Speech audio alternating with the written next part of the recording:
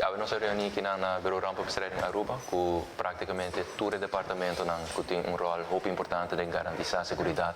na nossa fronteira. Dois tópicos de agenda toda tem, é reapertura, pelo que está na nossa fronteira com Venezuela. Fim de luna, também tem primeira reunião técnica, que ainda é ponto também vamos discutir se eventualmente decidir para uma apertura, uma reapertura com essa quilômetro de lugar. A maneira de conhecer é ponto de saída do governo de Aruba, que essa quilômetro se sucede gradualmente e de uma maneira muito responsável. Mas aí, o departamento dá update, pelo que é diferente ponto com o mestre em place para o que nos pode aqui. Reunião sumamente informativo, no mesmo momento também nos toca diferente projetos com o quadro de landspaket, também vai aqui mesmo serviço que tem milhões de flooring disponível para nos por percurar, para o processo de reestruturar, material de comprar para todo o personal que está em diferentes departamentos aqui e obviamente também tem espaço para investir em projetos infraestrutural.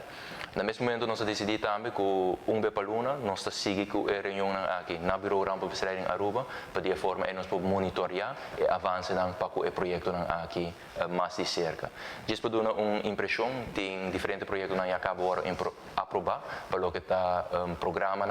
tecnológico, caminho e serviço para a clientela na imigração Aruba também está muito mais melhor, mas no mesmo momento também lo podemos monitorar e problemática de overstayers muito mais eficiente e mais eficaz. De outra banda também, nós temos a notícia que o Kustwacht Aruba também sigue expandir com mais personal para de forma aí também nos controle marítimo porta muito mais eficiente e mais eficaz e isso aqui obviamente está sumamente importante mirando também o desenvolvimento de último luna caminho mais e mais e lancha toward interceptar. We ainda nos update o ministro de Justiça para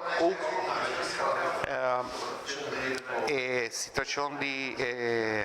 grensversterking, grenstoezicht. E ministro hay vista amplio e é ponto de atenção que o ministro toma como bestuur também e está em relação também com a